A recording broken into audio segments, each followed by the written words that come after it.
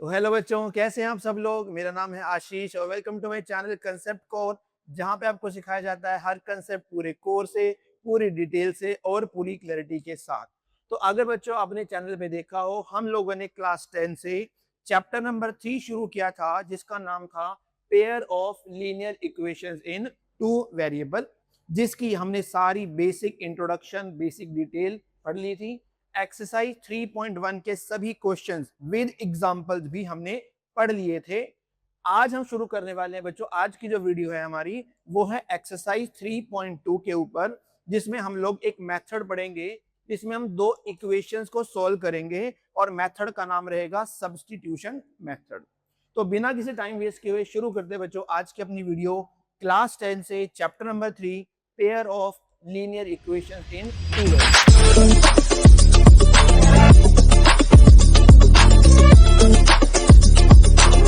बच्चों आज की वीडियो शुरू करने से पहले एक बार थोड़ा सा बेसिक जो हमने पहले भी बताया था, एक बार मैं दोबारा से बता देता हूं, ताकि कुछ अगर नहीं भी समझ में आया तो दोबारा भी समझ में आ सके। सबसे पहले तो बच्चों मैंने ये बताया था कि लीनियर इक्वेशंस का मतलब बताया था। इक्वेशंस क्या होती है? कोई भी ऐसी स्टेटमेंट जिसमें इक्वल टू लगा हो, यानी दो चीजों को इक्वल दिखाया हो, उस स्टेटमेंट को हम क्या बोलते हैं? इक्वेशन। ठीक है सर, इक्वेशन बोलते हैं। सर ये लीनियर इक्वेशन क्या है? तो लीनियर इक्वेशन क्या होती है? ऐसी एल्जेब्रिक इक्वेशन, एल्जेब्रिक मतलब ऐसी इक्वेशन जिसमें वेरिएबल भी प्रेजेंट हो, ऐसी एल्जेब्रिक इक्वेशन जिसमें वेरिएबल की हाईएस्ट पावर कितनी हो? 1 हो, उसको बोलते हैं linear equation. Highest power degree कितनी होनी चाहिए? 1। ऐसी इक्वेशन यानी इक्वल टू होना चाहिए, एलजेब्रा होना चाहिए यानी वेरिएबल भी होना चाहिए, और वेरिएबल की पावर मैक्सिमम पावर कितनी होनी चाहिए? 1। उसको क्या बोलते हैं हम लोग? Linear equation. और यहाँ पे लिखा हुआ है टू वेरिएबल, यानी आपकी जो लीनियर इक्वेशन होगी वो कितने वेरिएबल में होगी? दो वेरिएबल में होगी। यानी आप जितने भी क्वेश्चन सॉल्व करोगे उन सब में आप जो भी इक्वेशन यूज करोगे, एक तो वो लीनियर होगी और उसमें कितने वेरिएबल होंगे? दो वेरिएबल होंगे। ठीक बात। दूसरी बात, यहां पे लिखा हुआ है पेयर ऑफ लीनियर इक्वेशन, यानी आपने जो लीनियर इक्वेशन दो वेरिएबल में लेनी है वो एक नहीं लेनी, वो कितनी लेनी है? दो।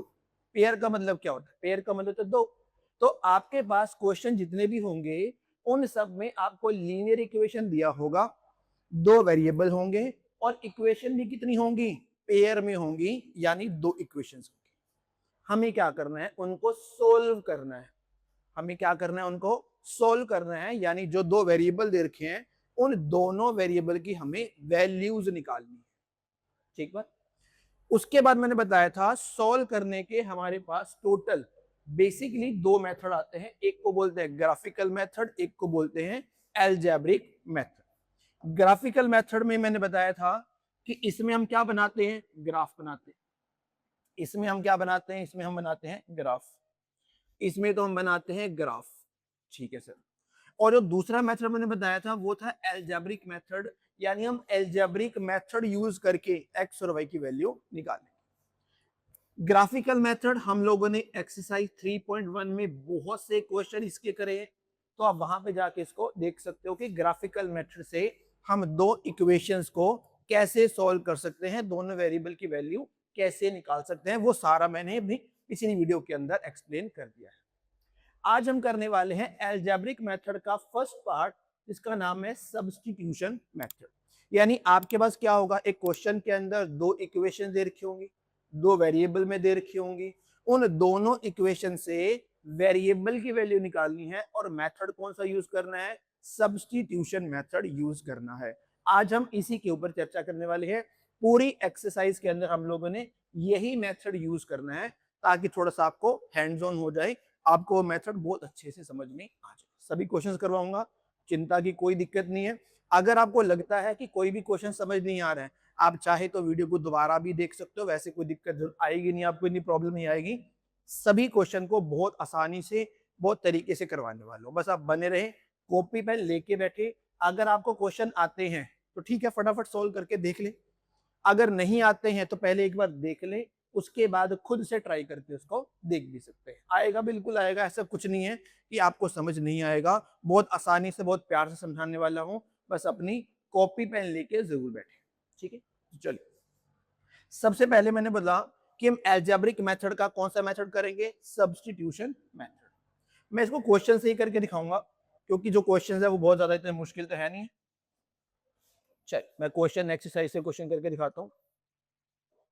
चल, फर्स्ट क्वेश्चन ही लिखा हुआ है, solve the following pair of linear equations in two variable bye substitution method. ये क्वेश्चन दिया हुआ है और आपने सब्स्टिट्यूशन मेथड से इसको सॉल्व करना है। चलिए करते सॉल्व, करते कैसे इसको, सब्स्टिट्यूशन मेथड करना कैसे। आपको क्या करना है, ये दो इक्वेशन दी है, एक इक्वेशन है x plus y is equal to 14, इसको लोगे आप इक्वेशन नंबर 1, और एक इक्वेशन दे रखी है x minus y is equal to 4, ये लेते हैं हम लोग सेकंड इक्वेशन, ठीक है। दो इक्वेशन दे रखी है। सब्स्टिट्यूशन का मतलब क्या है, सब्स्टिट्यूट करना, एक वैल्यू निकालकर दूसरे में पुट करना। मतलब मैं क्या करने वाला हूं, इस इक्वेशन 1 में से या इक्वेशन 2 में से किसी एक में से x या y की वैल्यू निकालूंगा और दूसरे में पुट कर दूंगा। यानी अगर मैं इक्वेशन 1 से x की वैल्यू निकालता हूं तो मैं 2 में पुट करना है, अगर मैं 2 से निकालूंगा तो 1 में पुट करना है, 1 से निकालूंगा तो 2 में पुट करना है, 2 से निकालूंगा तो 1 में पुट करना है। आपकी मर्जी है, आप x की वैल्यू निकाल लो या y की वैल्यू निकाल लो, ये आपकी चॉइस है। आंसर बिल्कुल सेम आएंगे, आप x निकालो चाहे y निकालो, ठीक है। चलिए, तो मैं क्या करता हूं, इक्वेशन 1 में से x की वैल्यू निकाल दूं और 2 में पुट कर दूंगा, या फिर 2 से निकाल दो और 1 में पुट कर देना, मर्जी आपकी है, आंसर सेम आएगा। चलिए, मैं क्या करता हूं, इक्वेशन 2 से x की वैल्यू निकाल लेता हूं, ये माइनस वाई इधर जाकर क्या बन जाएगा, प्लस का, x की वैल्यू आ गई। मैंने इक्वेशन 2 से x की वैल्यू निकाल ली, अगर 2 से निकाली है तो इसको मैं कहां पुट करने वाला हूं, इसको मैं इक्वेशन 1 में पुट करने वाला हूं, यहां पुट करता हूं, जहां पर x है वहां पर पुट कर देंगे। x की जगह लिख दिया 4 प्लस वाई, ये प्लस वाई यहां पे पढ़ाई हुआ है, इक्वल टू 40, ठीक है। ये y और y को तो ऐड कर सकते हैं, ये तो बन गया 2y, और ये प्लस का 4 जो है इधर जाकर क्या बना लोगे, माइनस का 4। 2y इज इक्वल टू कितना आ गया, 10 आ गया, और y की वैल्यू कितनी आ गई, 10 डिवाइड बाय 2, ये मल्टीप्लाई इधर जाकर डिवाइड, कटिंग कर देंगे तो y की वैल्यू आ गई 5। y की वैल्यू कितनी आ गई, 5, एक आंसर आ गया। अब ये y की वैल्यू आप इक्वेशन 1 में पुट कर दो, इक्वेशन 2 में पुट कर दो, जिस मर्जी में पुट कर दो, आपकी x की वैल्यू आ जाएगी। ये भी कर सकते हो कि y की वैल्यू जो ये निकाली है आपने इक्वेशन 2 से वैल्यू, अब यहाँ पे भी y की वैल्यू पुट कर दोगे तो सीधा x आ जाएगा, कोई दिक्कत नहीं, यहां पुट नहीं करना आपने, 1 में कर दो 2 में कर दो, कोई फर्क नहीं पड़ेगा, आंसर सेम आएगा। पर हम क्या करते हैं, y की ये जो वैल्यू आई है, अगर मैं यहां डायरेक्ट पुट कर दूं, उसका नाम रख देता हूं इक्वेशन नंबर 3, अगर मैं y की वैल्यू यहां पुट कर दूं तो x अपने आप ही नहीं आ जाएगा, तो कोई दिक्कत नहीं है, 1 में रखो 2 में रखो या 3 में रखो, कोई प्रॉब्लम नहीं है। तो चलिए मैंने y की वैल्यू निकाल ली और इसको मैं कहां पुट करने वाला हूं, इक्वेशन नंबर 3 में पुट करने वाला। लो जी, x is equal to 4 plus y, y की जगह 5, 4 प्लस वाई कितना आ गया, 4 प्लस वाई कितना आ गया हमारे पास, 9 आ गया, x की वैल्यू आ गई 9, x आ गया 9 और y कितना आ गया हमारे पास 5, ये मेरे दोनों आंसर।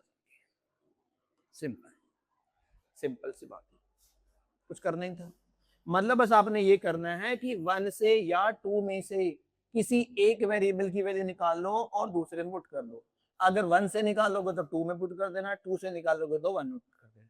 सब्स्टिट्यूट का मतलब यही होता है कि आपने वैल्यू सब्स्टिट्यूट करनी है, पुट करनी है। तो अगर मैंने x की वैल्यू यहां से निकाल के यहां पुट कर दी तो ये सब कुछ y में आ गया, और सब कुछ y में आ गया तो y निकालना आसान हो गया। और अगर y मैंने निकाल दिया तो ये y की वैल्यू 1 में रख दो, 2 में रख दो या 3 में रख दो, तो सीधा x निकल जाएगा। तो मेरा आंसर कितना आ गया, x तो आ गया 9 और y कितना आ गया 5। ठीक, सिंपल, सिंपल, पक्का। चले आगे, चलिए आगे बढ़ते, आगे बढ़ते हैं इसका क्वेश्चन नंबर 2, इसका सेकंड पार्ट देखते हैं क्या कहते हैं। चलिए, इस बार इन्होंने वैल्यू दे रखी है s में, यहां लिखा है s minus t is equal to 3, ये तो है फर्स्ट इक्वेशन, और सेकंड इक्वेशन में लिखा है s divide by 3 plus t divide by 2 is equal to 6। ठीक है, एक इक्वेशन ये दे रखी है, एक इक्वेशन ये दे रखी है। यहाँ पे तो कोई दिक्कत नहीं है, एस टी दे रखा है, पर यहाँ पर ना ये अपॉन में दे रखा है। आप क्या करो, इस अपॉन वाले को थोड़ा सा सोल्व कर लो और इक्वेशन थोड़ी आसान बना लो, निकल तो हो भी जाएगा, कोई दिक्कत नहीं है। पर कंफ्यूजन ना हो तो आप क्या करो, ये जो अपॉन में दे रखा है इसका एलसीएम ले लो और इस इक्वेशन को थोड़ा सा आसान बना लो। कैसे आसान बना लो, इसका ले लो एलसीएम। अब 3 और 2 का एलसीएम कितना आएगा, 6। मैंने पहले भी कई बार बता रखा, अगर आपका एलसीएम इन दोनों डिनोमिनेटर का प्रोडक्ट है तो आप क्या कर सकते हो, क्रॉस मल्टीप्लाई कर सकते हो। यानी s की मल्टीप्लाई 2 से करोगे 2s आ गया, प्लस 2 की टेबल में 6, या फिर क्रॉस मल्टीप्लाई तो 3 को t से करोगे तो 3t इज इक्वल टू में आ गया 6। ये 6 इधर डिवाइड में है तो इधर जाकर क्या बन जाएगा, multiply 2s plus 3t is equal to 6, 6 आ गया 36। अब मैं क्या करूंगा, इसको लेने वाला हूं इक्वेशन नंबर सेकंड।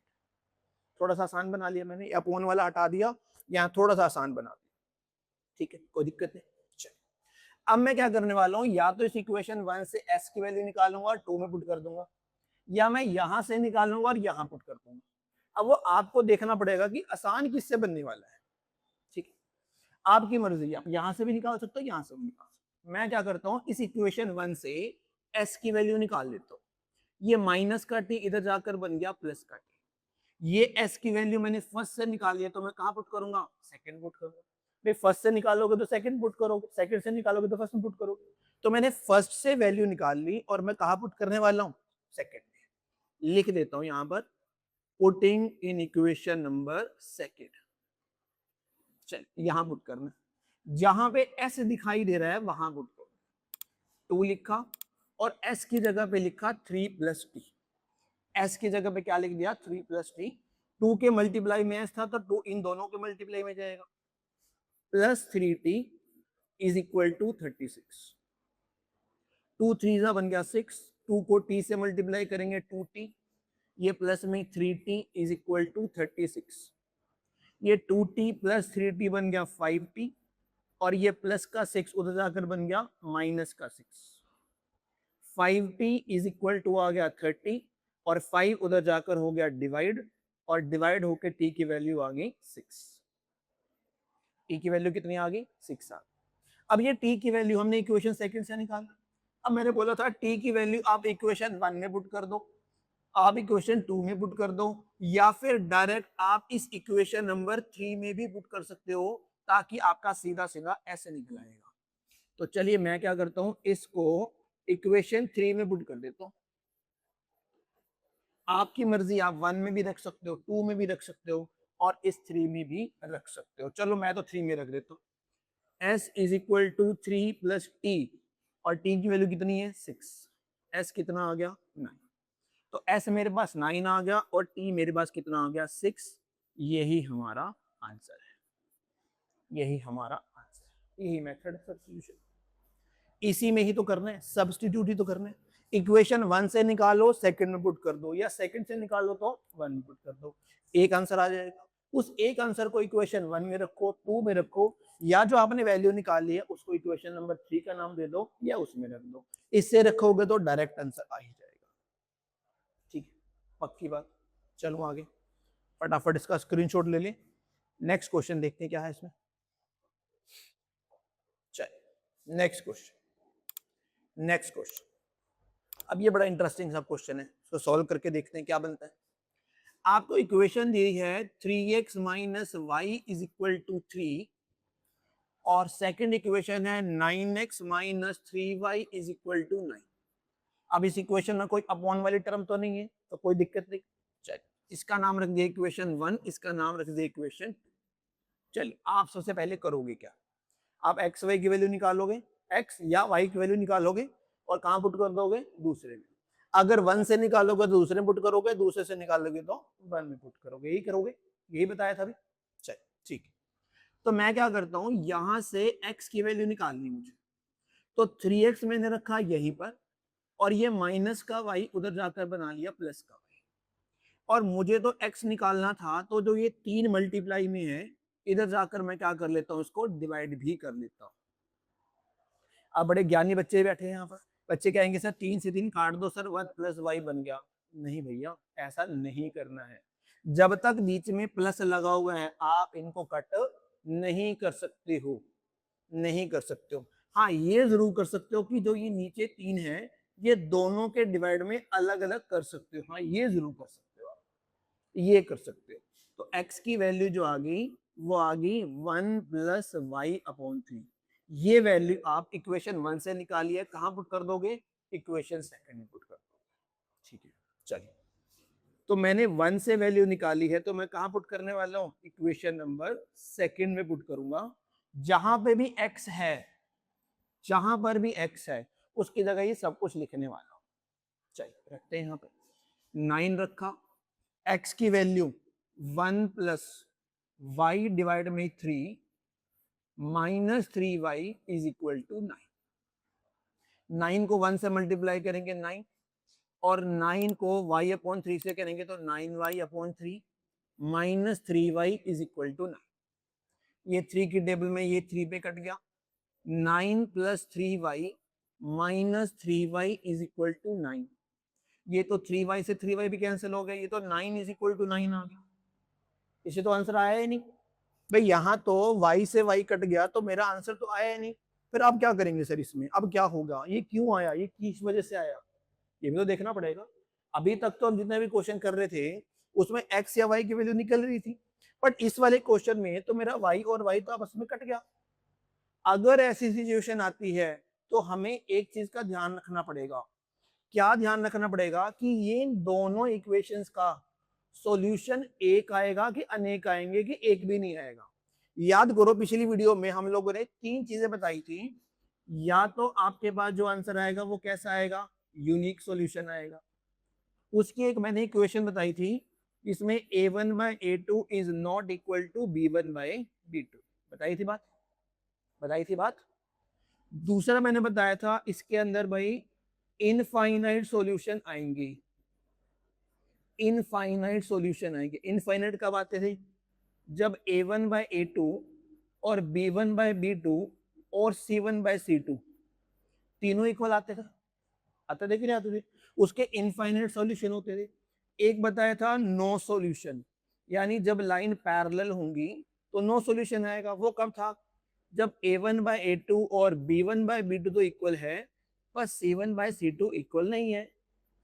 तो हमें ये देखना पड़ेगा ना, फिर हमें ये देखना पड़ेगा कि अगर हमारे पास y बचा ही नहीं, किसी का आंसर निकला ही नहीं, तो पक्की बात है यूनिक सॉल्यूशन तो नहीं होगा। इन दोनों में से मुझे देखना पड़ेगा। चेक कर लेते हैं फटाफट से। a1 बाय a2 बताओ क्या है इसमें, a1 ये रहा 3, a2 रहा 9। a1 बाय a2 मैंने देखा वो तो आया 3 अपॉन 9, ये तो कटिंग करके आ गया 1 बाय 3। ठीक है, b1 by b2, b1 by b2, b1 कितना है -1, b2 कितना है -3, ये भी कट गया, ये भी 1 बाय 3 आ गया।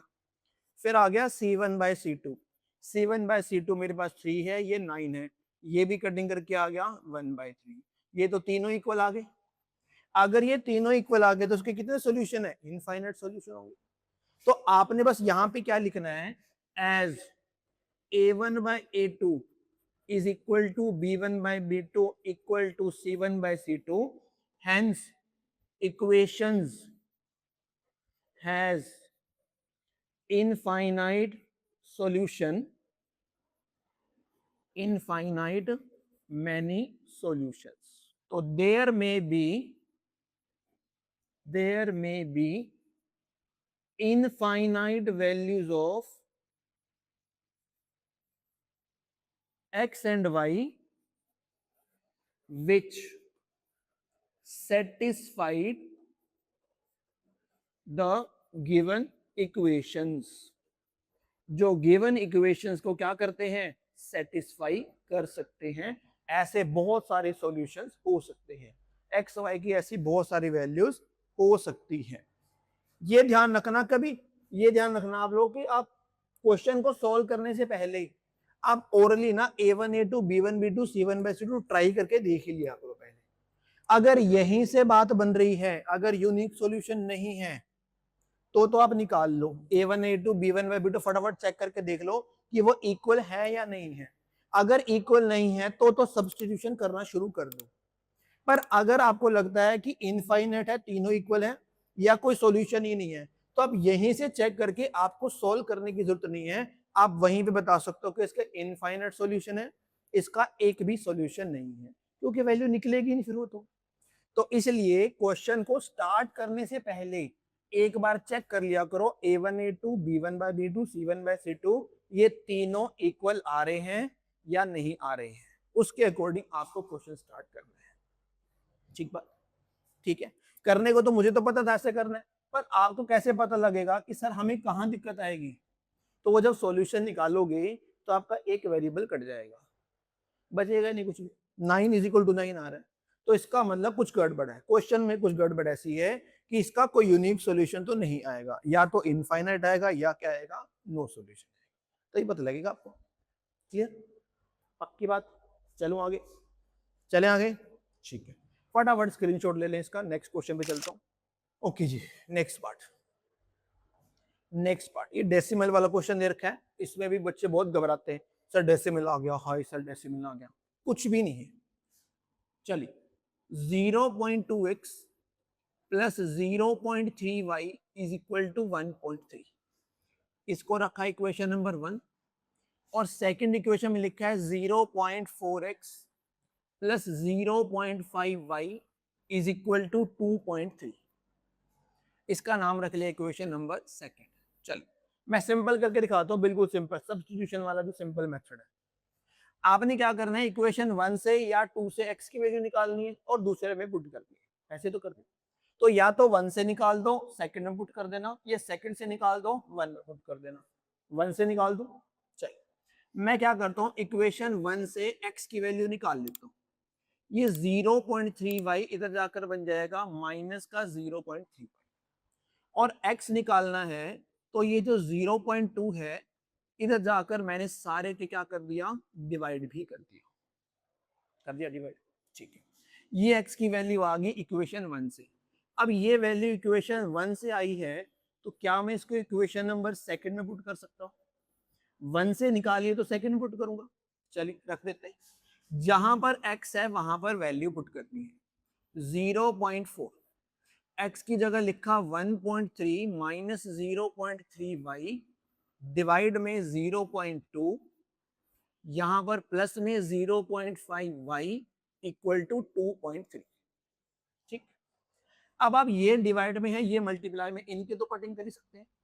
ये एक डेसिमल से एक डेसिमल जाएगा, 0.2 से ही कटेगा 2 पे, मतलब डेसिमल से डेसिमल आपने हटा दिया, और 2 के टेबल में 4 कितने पे आएगा, 2 पे आएगा। ठीक है, अब 2 की मल्टीप्लाई इससे भी कर दो, इससे भी कर दो। 2 को 1.3 से करेंगे 2.6, माइनस 2 को 0.3 से करेंगे 0.6y, प्लस में 0.5y इक्वल टू में 2.3। ठीक, ये माइनस का 0.6y है, ये प्लस का 0.5y है, तो ये बन गया माइनस का 0.1y, और ये 2.6 इधर जाकर बन जाएगा माइनस का 2.6, माइनस का 0.1y is equal to minus में आ जाएगा 0.3 आ जाएगा। ये माइनस से माइनस भी कट कर सकते हो, y की वैल्यू 0.3 डिवाइड में 0.1, 0.1। ये डेसिमल एक के बाद है, ये भी एक के बाद है, काट सकते हो। काट सकते हो का मतलब है इसका डेसिमल हटाकर नीचे 10, नीचे वाले का डेसिमल हटाकर ऊपर 10, वो 10 से 10 कट जाता है। अगर एक के बाद डेसिमल ऊपर भी है, नीचे भी एक के बाद डेसिमल है, तो आप इसको हटा सकते हो। यानी आपका जो y की वैल्यू आ गई वो कितनी आ गई, 3 आ गई। कितनी वैल्यू आ गई, 3 आ गई। अब ये वैल्यू इक्वेशन 1 में रख दो, इक्वेशन 2 में रख दो, या जो आपने यहां पर x की वैल्यू निकाली थी इसको इक्वेशन नंबर 3 लेके आप यहां पर भी पुट कर सकते हो। चलिए मैं यही पुट कर देता हूं, पुटिंग इन इक्वेशन नंबर 3। आपकी मर्जी है, आप चाहे तो इसको इक्वेशन 1 में कर दो, 2 में कर दो, अगर 3 में करोगे तो डायरेक्ट आंसर आएगा। ठीक है, चलिए मैं यहां रखता हूं, x is equal to 1.3 minus 0.3, और y की जगह पे मैंने 3 रख दिया, और डिवाइड में है 0.2। ठीक है, 1.3 माइनस अब 3 को 0.3 से करेंगे तो 0.9 आ गया, नीचे 0.2 आ, दोनों को माइनस करेंगे तो ये बन गया 0.4, नीचे आ गया 0.2। ये भी एक के बाद डेसिमल है, नीचे भी एक के बाद डेसिमल है, तो आप इनको हटा सकते हो और 2 की टेबल में 4 कितने पे आएगा, 2 पे। तो x की वैल्यू आ गई 2 और y की वैल्यू कितनी आ गई थी, वो 3 आ गई थी।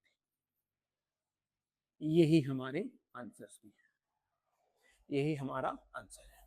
ठीक है, फटाफट एक बार इसका स्क्रीनशॉट ले लो, मैं इसके एक और तरीके से भी दिखा सकता हूँ करके। इसमें आप डेसिमल पहले ही हटा दो चाहे तो, ये भी तरीका ठीक है, कोई दिक्कत नहीं है, जिसको समझ में आ गया तो बहुत ही बढ़िया। मैं एक और तरीका करके दिखा देता हूँ जिसमें डेसिमल आएगा ही नहीं, मैं वो भी करके दिखा देता हूँ। फटाफट पहले इसका स्क्रीनशॉट ले लो एक बार, क्योंकि बच्चे को अक्सर डेसिमल से बहुत डर लगता है, पता नहीं क्यों, क्योंकि उनकी कैलकुलेशन कहीं ना कहीं वीक है, उन्होंने अच्छे से डेसिमल को पढ़ा नहीं है, या वट एवर जो भी प्रॉब्लम हो सकती है वो बच्चे टू बच्चा डिपेंड करते हो, तो क्या क्या प्रॉब्लम हो सकती है। तो इसी क्वेश्चन को मैं एक तरीके से और करके दिखा रहा हूँ जिसमें डेसिमल आएगा नहीं, आंसर यही आएगा पर डेसिमल नहीं आएगा उसके अंदर। तो वो देखते हैं वो कैसे हो सकता है। चल, कैसे हो सकता है, आप क्या करो, इसका डेसिमल हटाकर नीचे 10 लिख दो, इसका डेसिमल हटाकर नीचे 10 लिख दो, इसका डेसिमल हटाकर नीचे 10 लिख दो, कोई दिक्कत तो नहीं। इसका एलसीएम कितना आ जाएगा, 10, यहां पे आ जाएगा 2x, यहाँ पे आ जाएगा 3y इज इक्वल टू आ गया 13/10। भाई जिसका डिनोमिनेटर सेम होता है उसका एलसीएम वही आएगा, और ऊपर वालों को डायरेक्ट ऐड कर सकते हैं। ठीक है, ये नीचे वाला जो 10 है इधर जाकर क्या बन जाएगा, मल्टीप्लाई में 10, और 10 से 10 हो गया कैंसिल। तो आपकी इक्वेशन से डेसिमल अपने आप हट गया, इसको ले सकते हैं इक्वेशन नंबर 1। तो आपका डेसिमल हट गया, अब जो सारा आंसर आएगा वो बिना डेसिमल के आएगा, आपका डेसिमल का पंगा ही पहली स्टेप में खत्म कर दो। क्या मैं इसी तरीके से इसका भी हटा सकता हूँ, इसका हटाएंगे तो ये बन जाएगा 4x डिवाइड में 10, ये बन जाएगा 5y डिवाइड में 10, ये बन जाएगा 23 डिवाइड में 10। एलसीएम 10 ले लोगे, जब डिनोमिनेटर सेम है तो एलसीएम भी सेम आएगा, और अगर एलसीएम सेम आएगा तो ऊपर वाले नंबर को आप ऐड कर पाओगे, इक्वल टू में 23 डिवाइड में 10। ये जो नीचे वाला 10 है जब इधर जाएगा मल्टीप्लाई में तो 10 से 10 क्या हो जाएगा, cancel. 4x plus 5y is equal to 23, ये समझ लो इक्वेशन नंबर 2 है।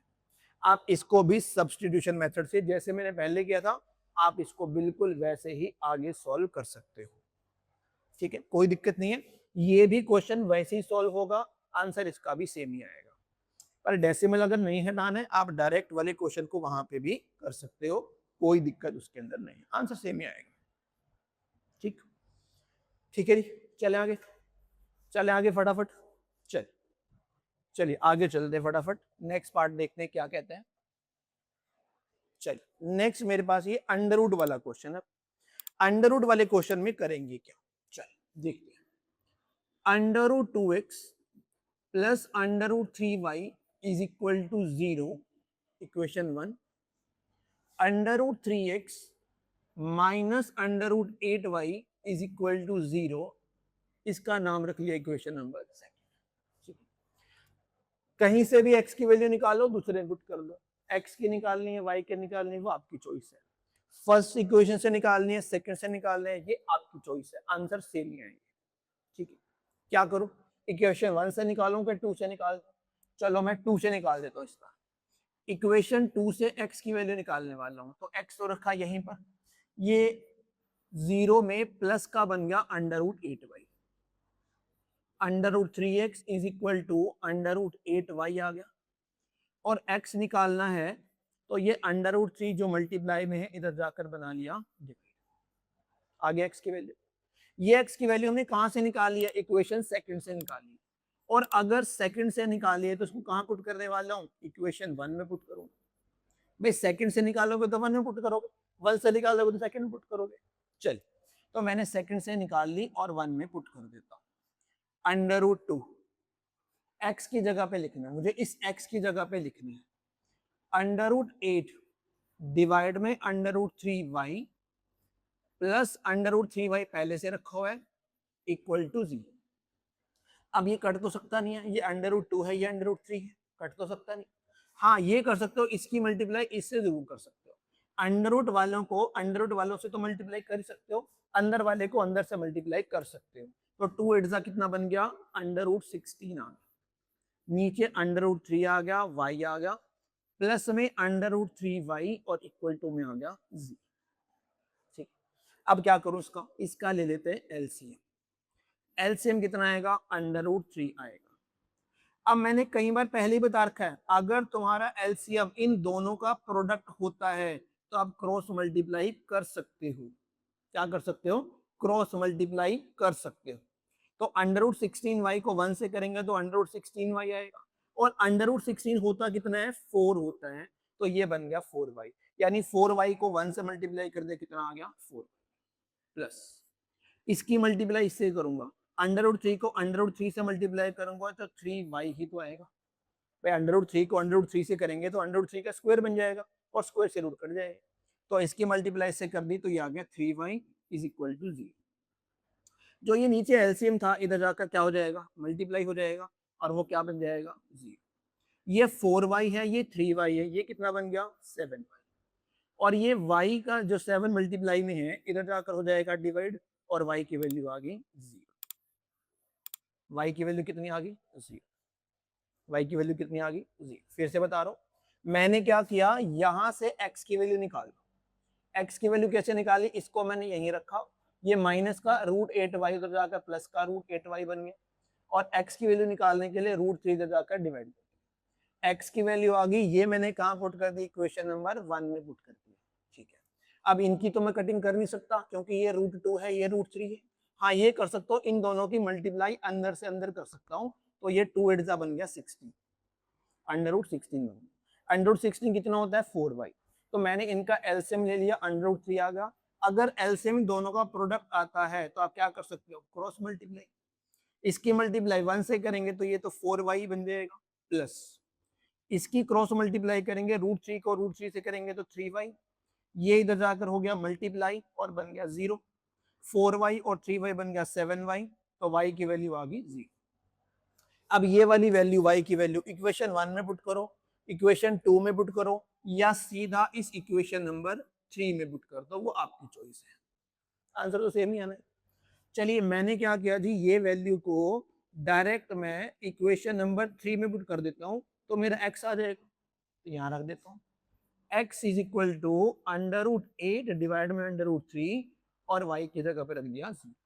अब 0 से जो टकराएगा वो 0 हो जाएगा, तो x की वैल्यू भी कितनी आ गई, 0 आ गई, तो x भी 0 आ गया और y भी कितना आ गया, 0। इतना डरावना क्वेश्चन, आंसर के कितने आए, 0 और 0। ठीक, ठीक है, पक्की बात। फटाफट स्क्रीनशॉट ले लें इसका, आगे बढ़ता हूँ। नेक्स्ट क्वेश्चन में लिखा है, अब यहाँ थोड़ी सी गड़बड़ है, थोड़े से क्वेश्चन को ठीक कर लेना, स्टेटमेंट इसकी यहाँ पर है, यहाँ पर 3 है, इसमें गलती से गड़बड़ हो गई हमसे, यहाँ पर 3 आ गई। ठीक है, चलिए ये क्वेश्चन दिया हुआ है, इसको भी लास्ट पार्ट है इसका, तो करना क्या पड़ेगा इस क्वेश्चन में। सबसे पहले तो मैंने पहले बताया था कि इस इक्वेशन को जो ये अपॉन में दे रखा है, इस अपॉन वाले को हटाना पड़ेगा, और वो हटाएंगे कैसे, उसका लेंगे हम लोग एलसीएम, उसका लेंगे हम लोग एलसीएम। चलिए पहले इसका एलसीएम लेते हैं, एलसीएम कितना आएगा इसका, 6 आएगा। अगर मैंने पहले भी कई बार बता रखा है वीडियो में, अगर तुम्हारा एलसीएम इन दोनों का प्रोडक्ट आता है तो क्या कर सकते हो, क्रॉस मल्टीप्लाई, तो 3 3 बन जाएगा 9x, माइनस 5 2 बन जाएगा 10y, इक्वल टू में -2। ये जो 6 इधर डिवाइड में है, इधर जाकर मल्टीप्लाई, तो 9x minus 10y is equal to 2 6 बन गया 12 बन गया, 2 6 कितना बन गया, 12 बन गया। इसको ठीक कर देता हूँ, ये बन गया माइनस का 12। अब इसको लूंगा इक्वेशन नंबर फर्स्ट। ठीक है, अब आ जाता है यहाँ पर, इसका भी एलसीएम लेंगे, एलसीएम इसका भी 6 आएगा, इसकी भी क्रॉस मल्टीप्लाई, अगर एलसीएम प्रोडक्ट आता है तो क्रॉस मल्टीप्लाई कर सकते हो। 2 की x से मल्टीप्लाई करेंगे 2x, और 3 को y से करेंगे तो 3y, equal to 13 divide by 6। जो नीचे 6 है इधर जाकर क्या बना दोगे, तो मल्टीप्लाई बना दोगे, और 6 से 6 क्या हो जाएगा, कैंसिल। यानी सेकंड इक्वेशन जो आपकी बन गई वो ये वाली बन गई होगी, थोड़ी छोटी इक्वेशन होगी। अब हम क्या करेंगे, इसमें सब्स्टिट्यूशन मेथड का यूज करेंगे, या तो इक्वेशन 1 से x की वैल्यू निकालो, सेकंड में पुट कर दो, या सेकंड से निकाल लो और 1 में पुट कर दो, मर्जी आपकी, आंसर सेम ही आए। तो मैं क्या करता हूँ, इक्वेशन 1 से x की वैल्यू निकाल ली। ये जो माइनस का 10y है इधर जाकर बन जाएगा प्लस का 10y, और जो ये 9 इधर मल्टीप्लाई हुई है इधर जाकर बन जाएगा सारे के डिवाइड। अब लालच आता है, लालच आता है सर 3 से इसको कट कर दो, बेटा नहीं करना है। जब तक ये सारे के अपॉन में 9 है आप इस अकेले को कट नहीं कर सकते, कट नहीं करना। अब ये x की वैल्यू आपने फर्स्ट इक्वेशन से निकाली है तो कहां पुट करोगे, सेकंड पुट करोगे। चलिए फिर पुट कर देते हैं। Putting in equation number second, first से निकाली तो सेकंड पुट करोगे। तो जहां पर x है वहां पर आपको ये वैल्यू पुट करनी है, माइनस का 12 प्लस का 10y डिवाइड में 9 plus 3y is equal to 13।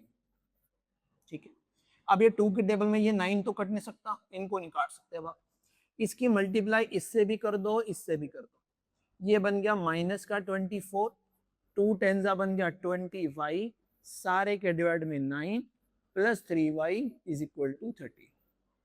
अब क्या लेना पड़ेगा, इसका एलसीएम लेना पड़ेगा। एलसीएम कितना आ जाएगा, 9 आ गया। फिर वही एलसीएम तुम्हारा प्रोडक्ट आ गया इनका डिनोमिनेटर का। अगर डिनोमिनेटर का प्रोडक्ट एलसीएम है तो क्रॉस मल्टीप्लाई कर सकते हो, इस सारे को 1 से मल्टीप्लाई करोगे तो सेम ही आएगा। -24 प्लस का 20y और 3y को 9 से मल्टीप्लाई करेंगे 27y इक्वल टू 30। ठीक है सर, ये 9 जो इधर मल्टीप्लाई में है इधर डिवाइड में है उधर जाकर मल्टीप्लाई हो जाएगा। 13 ऐसा होता है 170। यहाँ पे क्या बच गया, माइनस का 24, ये 20y और 27y दोनों प्लस के हैं तो ये बन गया 47y इक्वल टू में आ गया 117। ये जो हमारा माइनस का 24 है इधर जाकर बन जाएगा प्लस का 24, और जो प्लस का 24 बनेगा तो ये बनेगा 141, और मुझे y निकालना है तो 47 जो मल्टीप्लाई में है इधर जाकर हो जाएगा डिवाइड, कटिंग करोगे तो y के आंसर आ गया 3। y का आंसर कितना आ गया बच्चों, 3 आ गया। ठीक है, अब ये y की वैल्यू इक्वेशन 1 में रख दो, 2 में रख दो, या फिर इसका नाम रख देता हूँ इक्वेशन नंबर 3, यहाँ पुट कर दो, सीधा ही आ जाएगा, सीधा ही आ जाएगा। तो मैं क्या करता हूँ, इस y की वैल्यू को इक्वेशन नंबर 3 में पुट कर देता हूँ, इक्वेशन नंबर 3 में।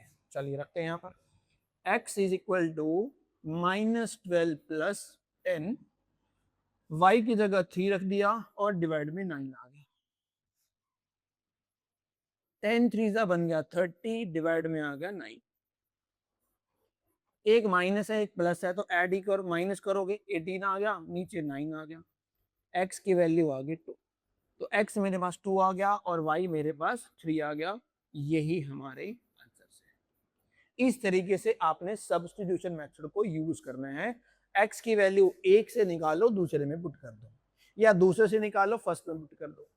अगर कोई एलसीएम वाला कुछ ऐसा आपको इक्वेशन दिख रही है तो पहले थोड़ा सा उसको छोटा कर लो, एलसीएम लेके उसको थोड़ा छोटा भी कर सकते हो। एक और बताया था मैंने, अगर कहीं पर आ जाए 6 इज इक्वल टू 6, यानी y कट जाए x कट जाए, 6 इज इक्वल टू 6 आ जाए, 3 इज इक्वल टू 3 आ जाए, 9 इज इक्वल टू 9 आ जाए, इसका मतलब आपको कान अपने ध्यान वहां पे याद करना है कि इनमें कुछ पक्का गड़बड़ है, इसका सॉल्यूशन पता नहीं आएगा कि नहीं आएगा।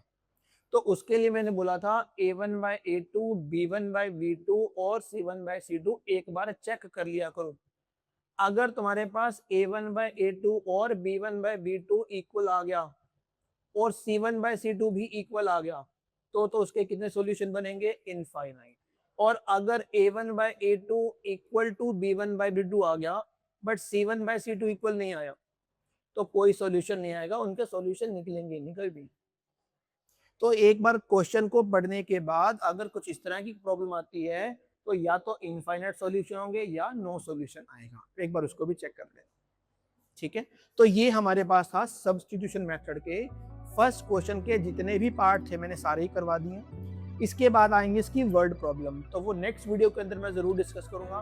वर्ड प्रॉब्लम को बहुत ध्यान से करना पड़ता है, उन वर्ड प्रॉब्लम से 2 इक्वेशन बनानी पड़ेंगी, उन इक्वेशन को फिर आप सब्स्टिट्यूशन मेथड से सॉल्व करो। उम्मीद करता हूं कि आपको ये वीडियो बहुत समझदारी से आपने समझी भी होगी, नोट भी किया होगा, समझ भी आपको आई होगी। तो मिलते हैं अपनी नेक्स्ट वीडियो के लिए, तब तक के लिए बाय।